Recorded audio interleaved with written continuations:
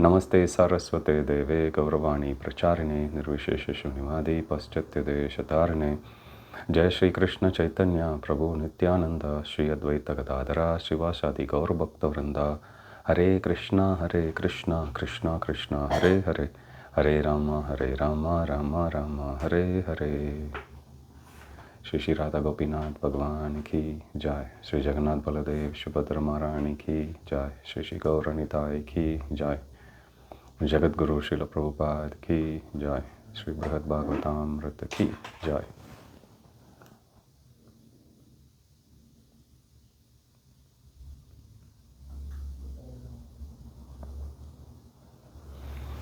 Hare Krishna. Today we are starting the part 3 of Brihad Bhagavatamrita.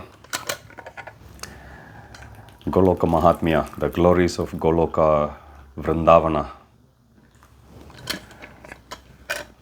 When we read these pages of Brihad Bhagavatamrita, we'll understand how confidential it is, even from the words of Vaikuntha Vasis, the truth about Goloka Vrindavana. Even though in spiritual world it is said there is no limitation of time and space. In fact, if you recollect, when Gopakumar was in Vaikuntha, at that time Narada Muni says that he didn't have to take any permission to go to Ayodhya, because after all they are all in the Vaikuntha realm. So there is no limitation of, firstly, the time as well as the space. Srila Prabhupada says that when we are in Goloka Vrindavana, and for that matter when we are in any of the Vaikuntha planets, technically anyone can change the rasa. And we saw that even in Vaikuntha, how some Vaikuntha Vasis, on some occasions, they were very beautifully adorned with the different jewelry, ornaments, krida, kavacha, and they were displaying four-handed form which resembled that of Lord Vishnu himself. And on other instances, he saw the very same people changing their forms because it aided them in their service to Lord Vishnu. And even though seemingly one resident may assume a superior form than the other, no one was feeling proud, because everyone understood the sole purpose there is simply to serve and please the Supreme Lord. Just like we may on a festival day take up different services. Some devotees may take up service to manage the shoe stall. Others may be in restaurant serving prasad. Some other may be cleaning in the kitchen. And yet, few others may be on the altar doing the abhishek. When the purpose is clear, which is to simply serve Shri Radha Gopinath, then there won't be any difference in terms of the status of service, because the common thread that's connecting all the devotees as well as all the services is simply pleasure of Shri Radha Gopinath. Now here we are talking about pure devotees. When we go to Vaikuntha planet, there is no question of who is superior and who is inferior. Likewise, even in this Dham, even though in spiritual world there are many places, we saw Vaikuntha, and from Vaikuntha I went to Ayodhya, and from now onwards, Gopakumar is going to go directly deal with Krishna and his devotees. If you recollect, when he arrived in Ayodhya, Lord Ramachandra had instructed him to go to Dwaraka and take its shelter. So Gopakumar comes to Dwaraka, and when he arrives in Dwaraka, he was very happy to see the devotees there, who could instantly recognize that he is from Vrindavan. Just imagine even in Bhu Vrindavana, when a Vrajavasi goes to Mathura, which is the capital city, the people there could understand that such a person has come from Krishna's very own homeland. So similarly, Gopakumar has gone to Mathura, or rather Dwaraka. Dwaraka's opulence is described in Srimad Bhagavatam to be much more splendid than what Krishna had displayed in or exhibited in Vaikuntha and other spiritual planets. So as soon as the Dwarakavasis, they see Gopakumar, they could immediately identify him as someone coming from Krishna's very own Vrindavan. So immediately they greet him and they take him to the inner city.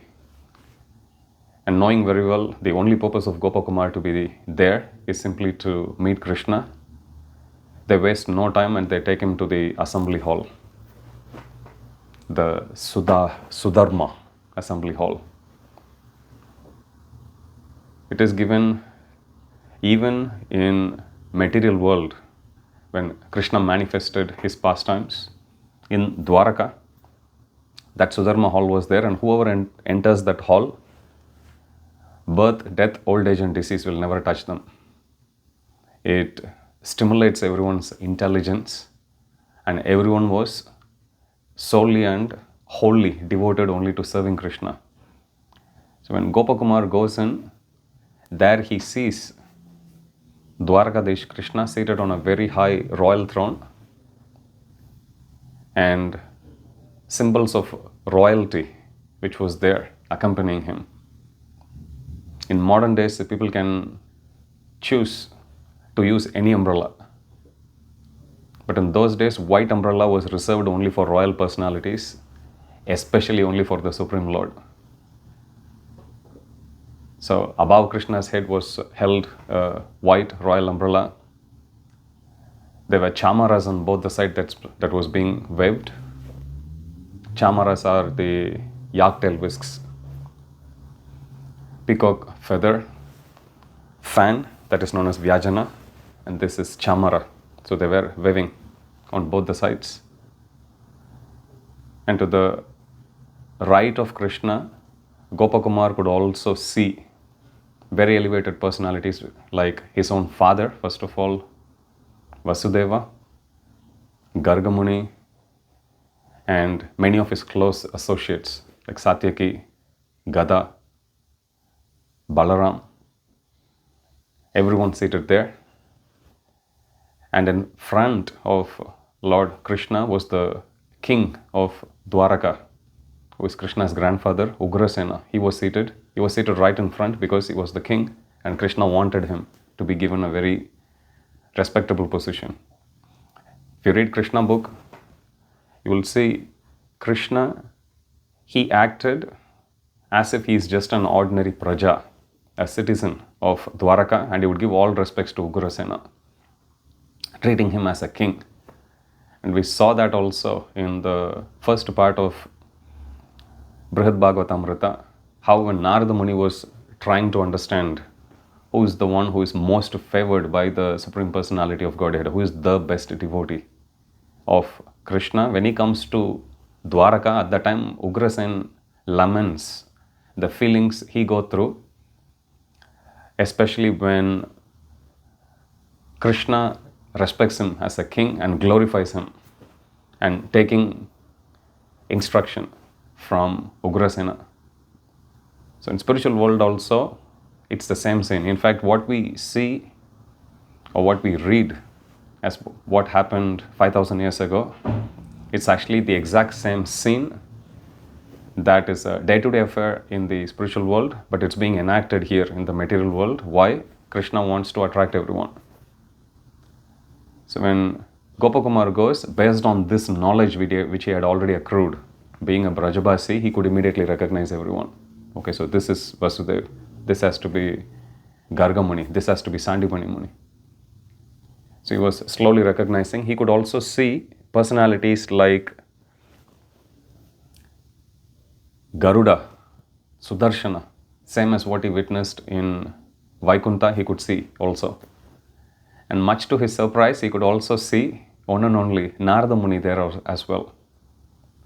Narada Muni playing his veena, reciting beautiful songs, and entertaining Krishna very intelligently. Similar to what he did to Lord Narayan in Vaikuntha. So this is the scene he sees. And at the lotus feet of Krishna, he sees Krishna's most intimate and confidential servant, Uddhava, seated right at Krishna's feet and massaging his feet. All the while gesturing to Krishna non-verbally with a sign language which only both of them could understand. So this is the scene Gopakumar sees.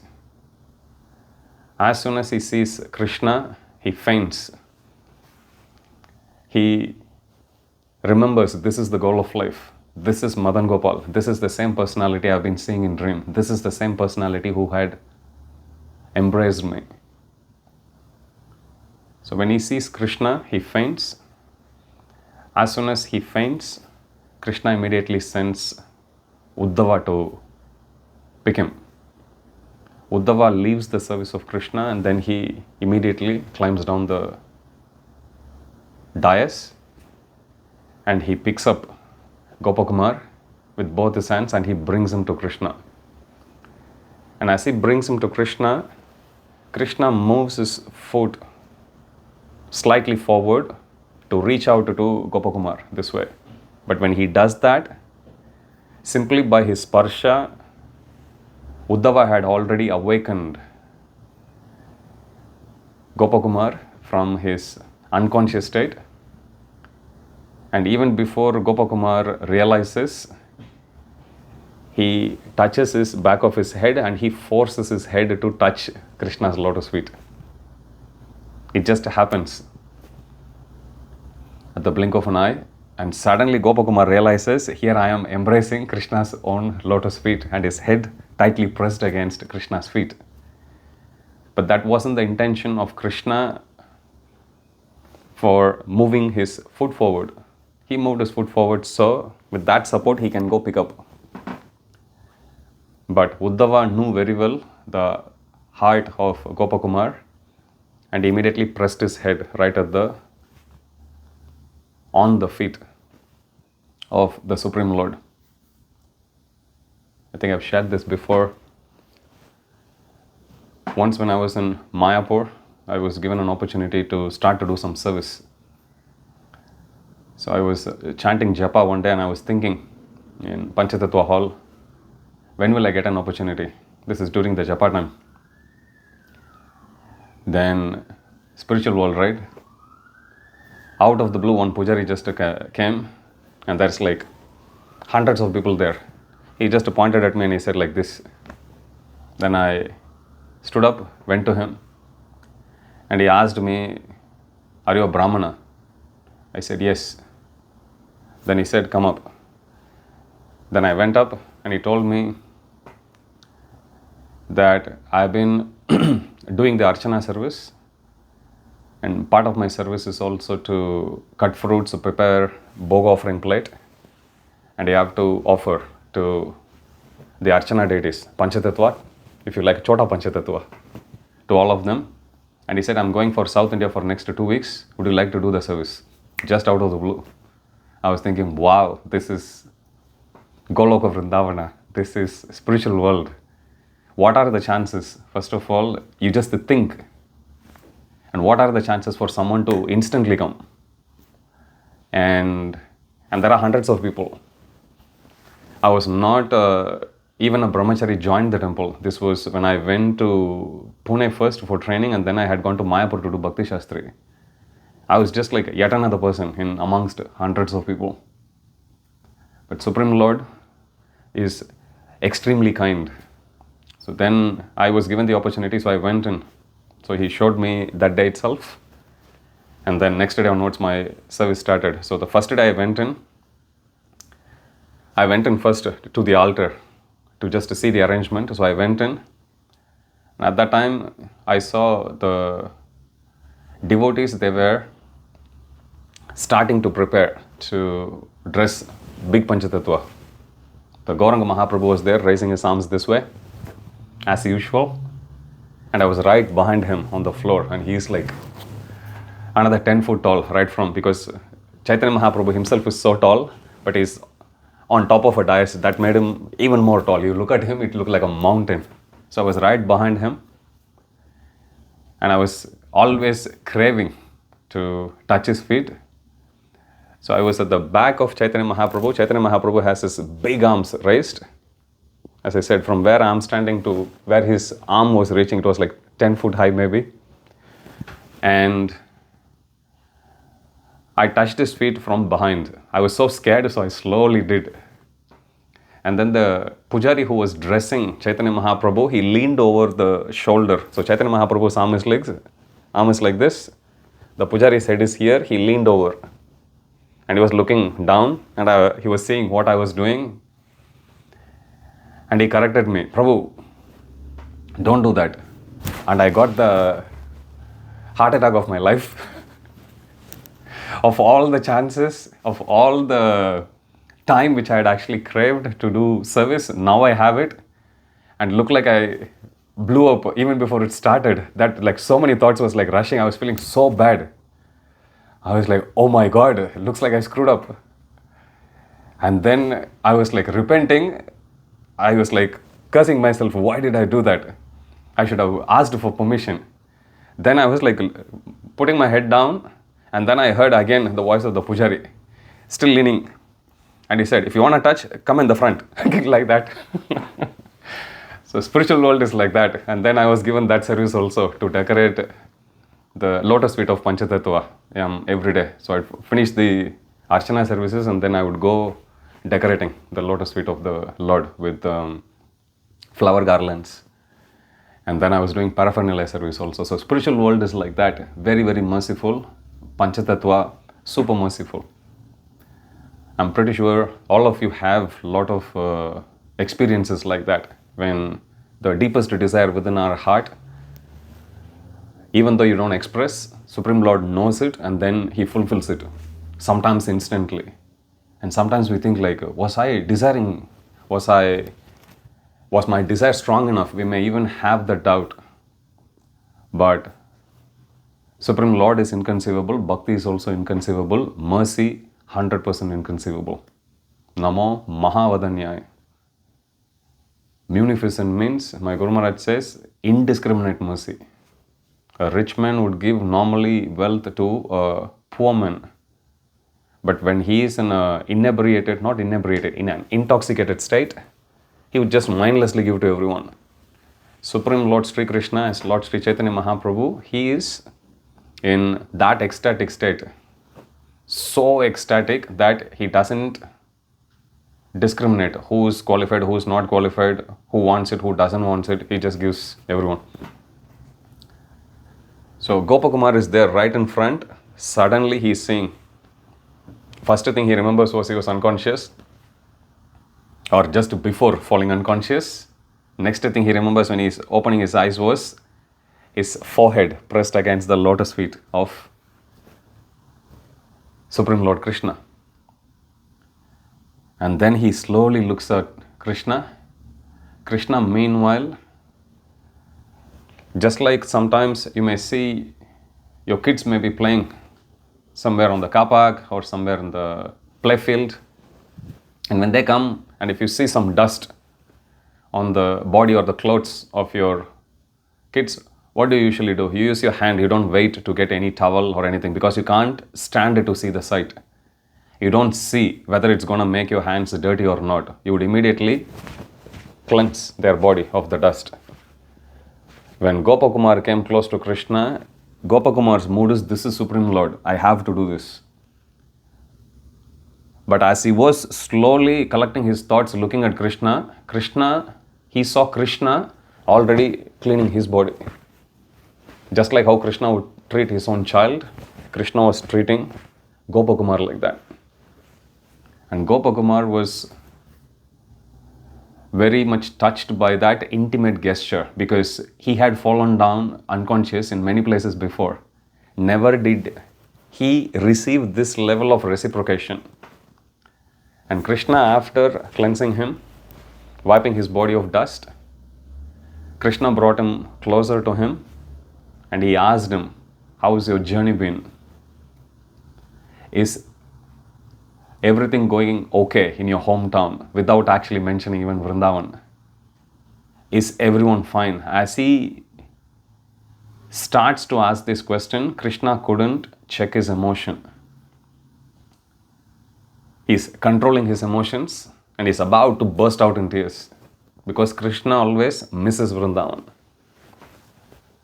And then as he looks at Gopakumar, looking at his attire, Krishna feels very happy being reminded of his own form as Vrajendra Nandan, Shyamasundar Krishna.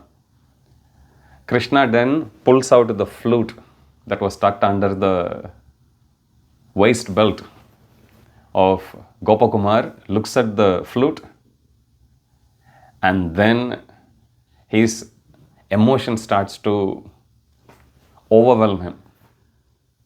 And when Uddhava realizes that Krishna is about to lose himself totally in Vrajaprema, Uddhava immediately with his eyebrows gestures to Krishna that there are other people around and you are in the assembly, seated on a high throne, you are Dwaraka, remember. So Krishna controls his emotions. Now Gopakumar is right next to Krishna, folding his palms. And in that position, Gopakumar was a little bewildered spiritually, not knowing what to say or what to do. It's just too much for him. The object of his worship, the personality for whom he had let go pleasures of Swargaloka, Maharloka, Janaloka, Tapaloka, Satyaloka, Mahakalapura, Kailasha, Vaikuntha, Ayodhya is right in front of him. Even before he started to say a word, Krishna has already started to deal with him like an intimate associate. So when Gopakumar experiences this, it was just all too much for him. He didn't know what to say or what to act. Meanwhile, Krishna gets up from his throne, ready to go to his inner quarters. When Krishna gets up, everyone gets up.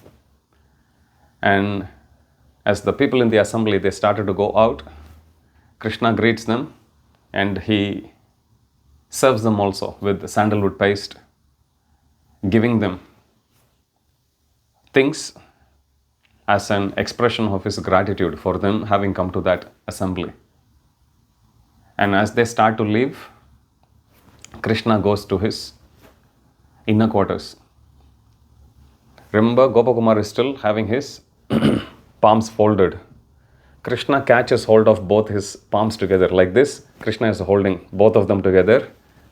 And then Krishna has Gopakumar by his side and he walks in front with him, holding his hand, both his folded palms like this. Because Gopakumar is not going to take it away. So he's still like this. If you are in front of a sannyasi, you would wait until the sannyasi goes, you will still be holding, right? Gopakumar was also doing the same. Krishna catches hold of both the folded palms and he keeps walking like that.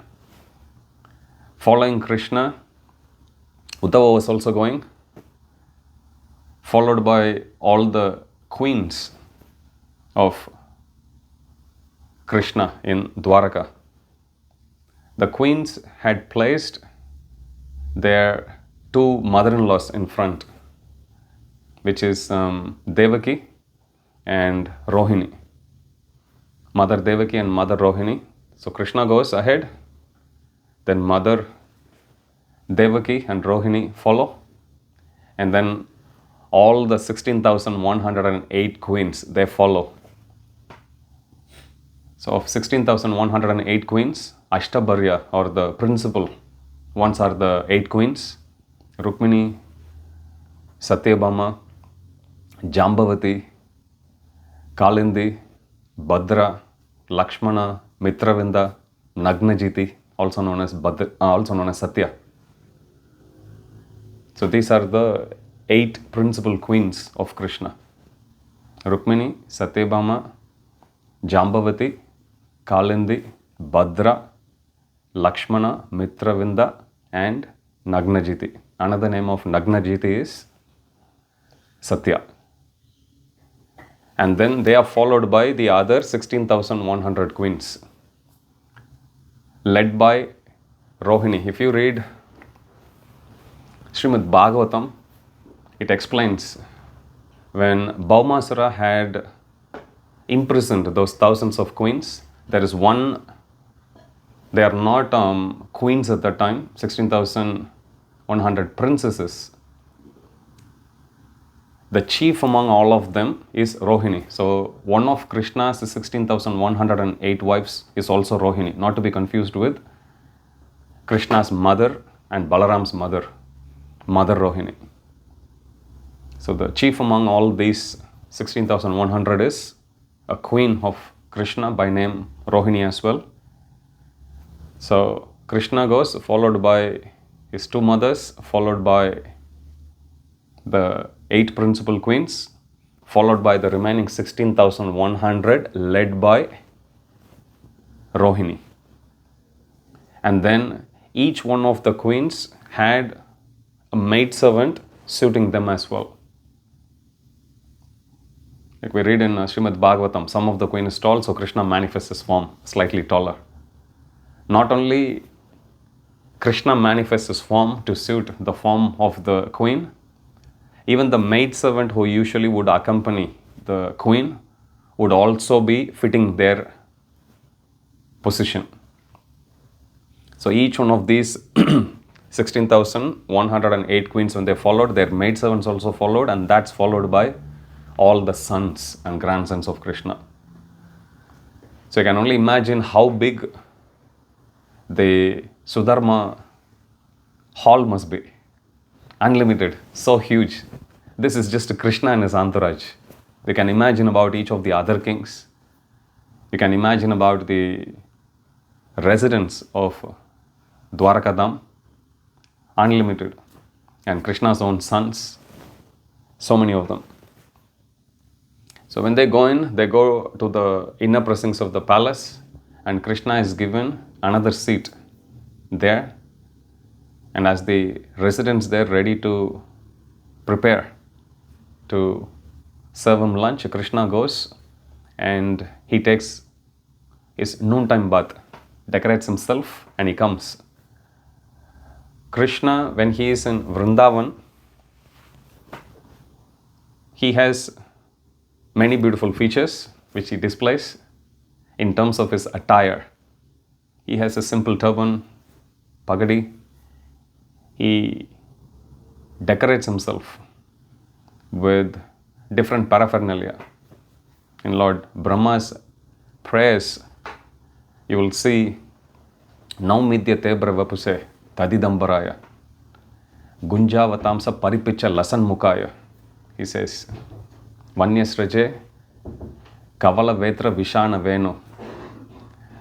So Brahma in that prayer, he offers a list of different paraphernalia which are decorating Krishna. Naumi means to offer my respects. Naumidya te abra vapuse. O my Supreme Lord, I offer my respects to you. Your vapu, your body is like abra, like a dark cloud. Tadidambaraya, your ambara or your garments are like lightning. Your pitambara, ambara is the cloth. And this is like a lightning, he says. Gunjavatamsa paripicha lasan mukaya. He says, the beauty of your face is enhanced by these simple ornaments and jewelries which are made with the gunja berries. So they are decorating your face, especially close to the ears. Gunjavatamsa paripicha. Paripicha is the peacock feather. It's decorating your beautiful turban and your head. Lasan mukaya, your face is shining like a brilliant sun. Vanyasraje, your body is decorated with a garland of forest flowers. If you read the Puranas, they list out the benefits of offering flowers to Krishna. One flower, what benefit you get. By offering a garland for Krishna, what benefit you get. And there are specific benefits given about what benefits you get if you offer a special type of flower. Like what benefit you get by offering a lotus flower. If you go through the list, it says the maximum benefit Krishna gives to you when you offer him flowers which grow in the forests. They are considered more pure, more exalted, like Vrindavana. So Krishna like Vanyasraja, not ordinary garland, garland made of flowers which grow in the forest. Vanyasraja, Krishna wears Vaijayanti garland, which are made of 5 different types of flowers. Kunda, Mandara, Parijata, Kamala, Tulsi. So using all these different flowers, the Vaijayanti garland is made with beautiful patterns, and Krishna always sports that garland. He loves that garland. Vanyasraja, he says, my Lord, you are also holding 4 things. Kavala, Vetra, Vishana, Venu. When Lord Brahma, he stole away all the cowherd boys and calves. Krishna was searching for the lost calves at that point of time, because initially Brahma had taken away the calves. So Krishna didn't want to disturb his friends. He had picked up a handful of yogurt rice mixed with fruits. And the description is given when Krishna was holding a handful of that yogurt rice, Brahma could see the fruits in between the fingers. So Krishna was holding it, holding that in one hand. That's when the cowherd boys, they realized, where are the calves? And as they were panicking, Krishna tells them, you don't disturb the pleasure of your eating, you please do it. Meanwhile, let me go in search of those calves. So Krishna goes, first searches around the beautiful picnic spot where all the cowherd boys were having their lunch, couldn't find them. He climbs up the hill, searches for them, goes into the thick of forest, couldn't find them. While all this searching and roaming was happening, Lord Brahma had taken away all the cowherd boys. And we know in Brahma Vimohan Lila, Krishna then expands himself into each one of those cowherd boys as well as the calves, imitating them much better than their own selves. So Krishna can copy better than the original. And Krishna then goes, reciprocates with the love of all the cows and all the mothers of Brajabhumi. Meanwhile, 1 year has passed and Brahma realizes his mistake of having taken away Krishna's own personal associates. He comes in front of Krishna asking for forgiveness. Now when he asks for forgiveness, at that time he is saying Vanyasraja Kavala Vetra Visana Venu, which means Krishna is holding the handful of yogurt rice for 1 whole year. He is still holding it, because the pastime started 1 year before. He's saying, Kavala, you are holding in one hand the yogurt rice. Krishna still hasn't eaten. You know, when you are in a hurry, when something untoward happened, you run around, you are still searching. So Krishna is still holding it without eating for 1 whole year. Krishna was also having a stick which they use to steer, to guide all the cows and calves. Kavala, Vetra, Vetra is a stick. Vishana, Vishana is a bugle made of a buffalo horn. You'd see sometime Gopinath also sporting one, small buffalo horn, very beautiful one. So they play the bugle. Kavala, Vetra, Vishana, Venu. Venu is his flute. So Brahma, when he describes Krishna as he sees him right in front and Brahma offering prayers of apologies, at that time, this is what Brahma sees and he describes. So each of these different paraphernalias which were serving Krishna in Vrindavan, you won't see them exhibited by Dwarakadesh Krishna. But one particular item, Parshad, one particular paraphernalia, it's known as Hari Parshad, the paraphernalia, personal paraphernalia of the Supreme Lord, which is like a distinguishing feature in the form of Vrajendranandan Krishna and Dwarakadesh Krishna is Yagya Upavita. Vrindavan Krishna doesn't wear that. Dwarakadesh Krishna, he wears it. Because Dwarakadesh Krishna, he goes to Gurukula of Sandipani Muni in Avanti, in modern day Ujjain, and at the end of his graduation, he was given the Upavita. So this Upavita, Dwarakadesh Krishna was wearing, but it was covered under his Uttari or the upper garments. So the form of Krishna which Gopakumar sees in Dwaraka, it's almost the same as what he sees in what he has been seeing. I said almost because this forest grown flower garlands or the ornaments made of gunja berries, flute, bugle, stick, none of that he could see in Dwarakadesh Krishna. But he could still see the same beautiful face of Krishna. And as Krishna came out ready after finishing his afternoon duties, he comes out wearing, after having taken bath, he is still in that overwhelming feeling of separation from Vrindavan and the Brajabasis. Meanwhile, all his different sons, they have been waiting for him. So he comes there, and it's given in this particular section that Krishna was, even though deep in his heart he is going through so much distress, so to speak. Now when it comes to Vaikuntha, we say Akunta Vikunta Dishnyam. Kunta means place of anxiety, Vaikuntha means place where there is no anxiety. So if the place has got no anxiety, how can this distress come?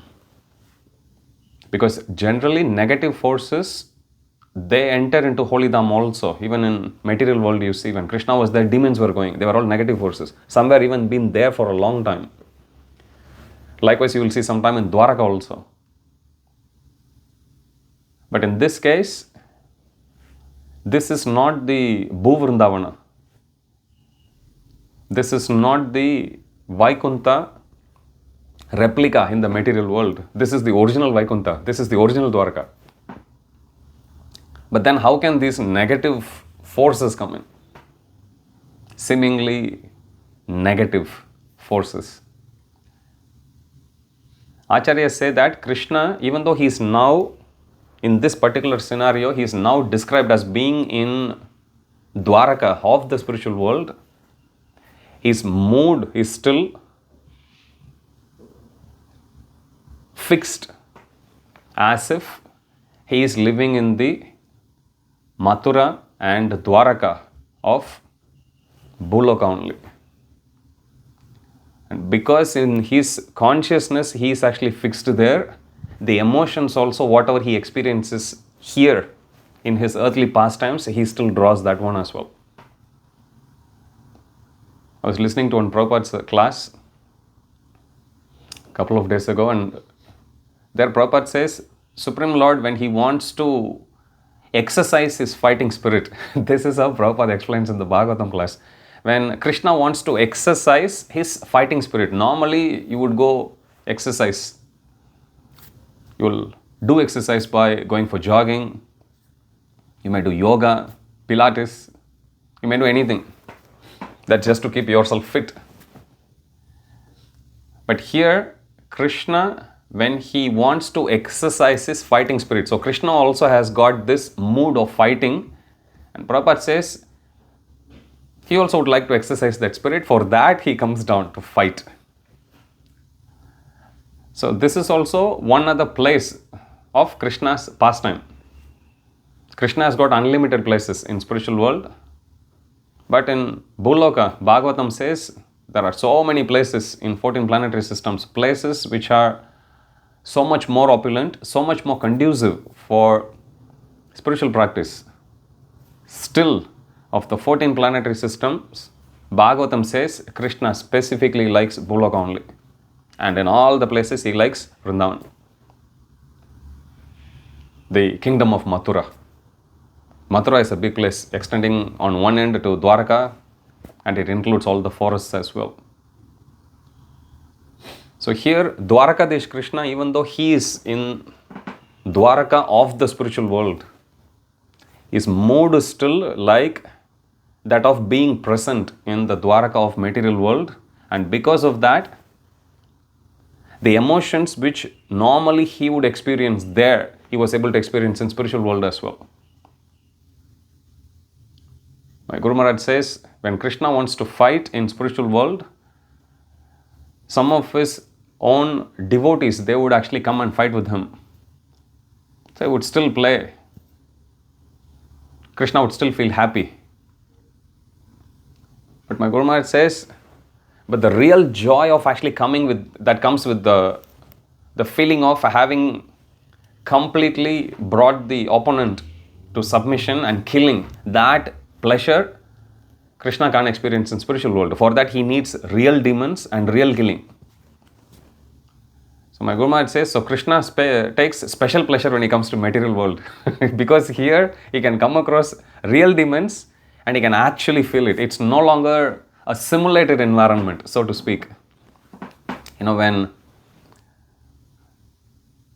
the astronauts, when they go to the on their sojourn, could be around moon or anywhere in the outer space, there is no such environment here, so they would simulate an environment which is similar. So even in the simulated environment would be as close to the real-time environment, which means even the temperature which they feel, the sensation which they feel, not just the temperature, the sensation which their skin would actually experience when they go to outer space, they simulate in that environment. And they have different simulators. You know, even underground, underwater, they actually train them. Sometimes in a very specifically conditioned bubble, they would put them inside and they would train them. It takes months and years for them to actually go into that simulated environment. Similarly, when Krishna, especially when he wants to exercise his fighting spirit, chivalrous spirit, he doesn't have a match there in the material world because everyone is devotee, everyone is worshipping him. So Krishna will come down to material world from spiritual world to do. So similarly in this case, Dwarakadesh Krishna, he is experiencing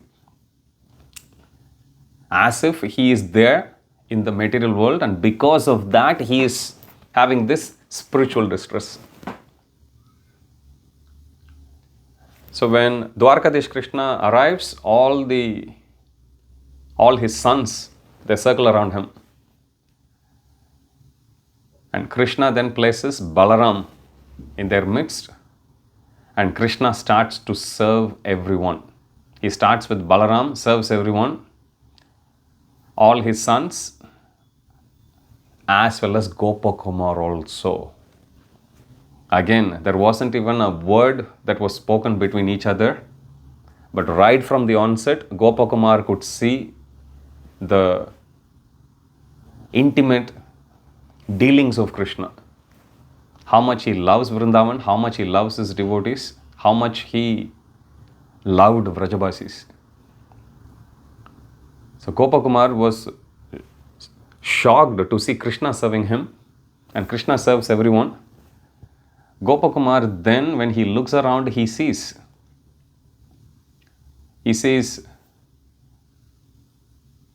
Mother Devaki as Yashoda Maya. He sees Krishna and Balaram circled around by all the different sons of Krishna, he gets reminded. In fact, in his vision, he sees Krishna being surrounded by all the gopas. And he looks at all the queens, he sees all of them as gopis. Again, he goes into ecstasy and faints. And guess what happens? Krishna again, he touches him, he comes to external consciousness. And when Gopakumar comes to external consciousness, again he is surprised to see Krishna cleansing him, using his own two transcendental limbs. So when Gopakumar sees this, he gets choked with the feeling of gratitude that Supreme Lord, he is serving him. Krishna serving his own family members, he could understand. But here he is just wearing a simple cloth of a cowherd boy, and he is here in such a royal setting, and Krishna is taking care of him as if he is his very, very dear friend. They stay there. Gopakumar takes the prasad served by Krishna. Uddhava also immediately takes the remnants of Krishna after Krishna takes his meal. And Uddhava catches hold of Gopakumar's hand and he takes him to his home. A little forcefully, without telling him anything. Hey, come, like that. He just takes him. Because Uddhava could understand that all of this is too much for Gopakumar to handle, and even more for Krishna to handle. Because there is tens of thousands of royal entourage there, waiting for the beck and call of Krishna, serving him at every moment, waiting for a little sidelong glance of attention. But all Krishna was interested in was about the well-being of Gopakumar. So Uddhava takes him to his home, and it was only in home of Uddhava Gopakumar feels a little normal. Sometimes we get too much mercy in our lives. Sometimes I still remember once, this was in 2009, we went for one preaching program, and it was anniversary in the temple. By that time, we couldn't cancel it. It was a youth program.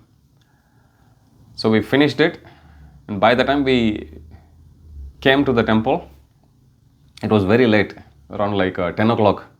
Festival is already finished. Devotees are almost gone. There was some cleanup that was happening. And I was staying in Paramata. I thought, even though it was late, I thought I can still somehow make it. So I think it's 2010, not 2009, 10. So then I came here and I was like looking, and I was so happy to see.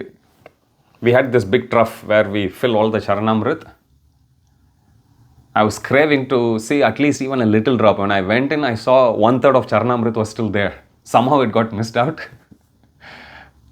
Then I still remember I took one big jug, scooped it, filled it up in my bottle, and I went bottom up. It was like a liter. And when you get that, especially when you take Charanamrita, you drink, the fragrance of Charanamrita itself, even before you drink, you bring it closer. That itself will do something to your consciousness. You feel like, wow, Same way you can see, it's the temple pujaris who do, sometimes congregation pujaris, they do once in a week. But 6 days in a week, it's the temple pujaris who do Archana service. Especially those who do Archana service, when they come out, if you bring 3 pujaris, if I go closer, I'll tell them who did Archana on that day. Because they massage the transcendental body of Gaur Nitai and Radha Gopinath with fragrant oil, pretty much for rest of the day, you can still feel the fragrance when you go closer to them. Same way Charanamrit is also like that. You don't even need to drink. You bring it closer, you will have that feeling.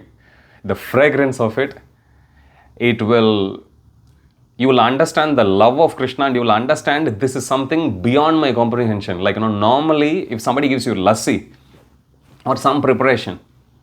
And if you are keen to reverse engineer that to find out what it is made of, you will take one sip, and as you slowly process it in your mouth and swallow, you will start to pick out, okay, they have put pistachios in this, they have put saffron in this. Oh, I can also taste, mango flavor. You can decipher. Try that with Charnamrita. You can't. Because there is like 50 ingredients that go in. On top of it, it's washing the body of the Supreme Lord. We can't comprehend. We can't even comprehend Charnamrita. Sometimes I think, people say, we'll conquer death, we'll conquer that planet, we'll go here. First to figure out what is in Charnamrita, then we'll think. So even Charnamrita is achintya, inconceivable. We can't go to the bottom of even Charnamrita. What is in this? That's why try reverse engineering and find that. You can't do it. That's a challenge. So here also for Gopakumar, he is in a similar situation. First of all, he went there after taking instruction from Narada Muni in Vaikuntha, who told him, first you go to Ayodhya, and from Ayodhya you then go to Dwaraka, which he did. He didn't know what he could expect in Ayodhya. He got the mercy of Lord Ram, who sent him to Dwaraka. Accompanied by Jambavan, he then comes to Dwaraka, and this is what he sees. And he never expected this level of personal reciprocation from Krishna. He never knew he was so dear to Krishna. He never knew Krishna would treat him in such an intimate way. When he realizes what he had just experienced, he started to jump up and down and dance. In the home of Uddhava, introducing, and then Narada Muni walks in. And then there is a very detailed description of the pastimes of Krishna, which are narrated by Narada Muni. We'll discuss that, or start to discuss that in the next session. It's 9:59. As I said, I have to go for one other program where they are doing Abhishek of Gaur Nitai. And I have to speak on Lord Chaitanya Mahaprabhu. Just before coming to this class, I'll finish at this point. We are Gaudiya Vaishnavas. Gaudiyas means those who are worshippers of Srimati Radharani. Gaudiya Vaishnavas, we are given the special privilege to go and be simultaneously present in Vrindavan as well as Navadvipa. So every Gaudiya Vaishnava, when the Jiva goes back to the spiritual world, we will have two expansions. One will be with Lord Chaitanya Mahaprabhu participating in his pastimes, and other expansion of us will be with Shri Radha Gopinath, serving him. I felt like that before coming to this class, because I was thinking, I'm going to a Gaur Nitai Abhishek, and they asked me to give a class there, and I was thinking, okay, I'll speak on Gauranga Mahaprabhu, and I was thinking about some pastimes. And then before starting this class, all I could remember was Lord Chaitanya Mahaprabhu only. You feel completely blank. So we are also given the opportunity, even right here in the material world, to glorify both Krishna and Lord Sri Chaitanya Mahaprabhu. The Gaura Purnima is coming soon. So let's take this opportunity to develop deep appreciation for the mercy of Lord Sri Chaitanya Mahaprabhu. It is only due to his mercy Srila Sanatana Goswami has written this literature. Until Chaitanya Mahaprabhu, nobody knew about, or if at all they do very little about Brajabasis, Gopis, the pastimes of what happened in Vrindavan. Because we all love Krishna, we want to know more about Krishna, but we had very little information. It was only after Chaitanya Mahaprabhu descended where all these pastimes were revealed. So if you look back at even all the literatures that are written specifically about the pastimes of Krishna, Gopis, with so much detail, they are all written in last 500 years only. Even though they were all originally from the Shastras, the Puranas, Vedas, nobody had access to them. So we are eternally grateful for all this wonderful work of the Goswamis, and by reading them, relishing them, delving deeper in them, we can develop a lot of appreciation. And just like how Gopakumar is feeling, we can also experience the same amount of bliss. Because what Gopakumar is experiencing in spiritual world, we are given that opportunity in material world right now. If only we are ready to take it. We'll discuss about Rajaprema in next class. There are some characteristics which Narada Muni lists. And he says, unless somebody has those qualities, or let me take a step back. He says, Vrajaprema by nature has certain qualities. In order to relish those qualities, we are supposed to come up to speed to develop those qualities. Without that, it's practically impossible. Narada Muni then qualifies Gopakumar. You have all this, okay, I will reveal. And then he starts to reveal everything. Thank you for your kind attention. I won't take any questions. As I said, I need to get going. Thank you for your commitment and for your flexibility to have the class shifted either from 9 to 10 or from 10 to 11. As I said, normally we'll do from 10 to 11. I wait until Friday evening because I myself don't know about the weekend schedule. There are some programs that get booked weeks ahead, some gets booked last minute only. So I wait till Friday evening. So if you're unsure, one of you can actually post a message in the group just as a reminder. Then I'll confirm whether it's going to be 9 o'clock or 10 o'clock the next day morning. Okay. Hare Krishna. Sri Radha Gopinath Bhagwan ki jai. Sri Jagannath Baladev Subhadra Maharani ki jai. Shri Gauranitai ki jai. Srila Sanatana Goswami Pad ki jai. Jagat Guru Srila Prabhupada ki jai. Samaveda Gaur Bhakta Vrinda ki jai. Jai Nitai Gaur Premanande Hari Hari Bo.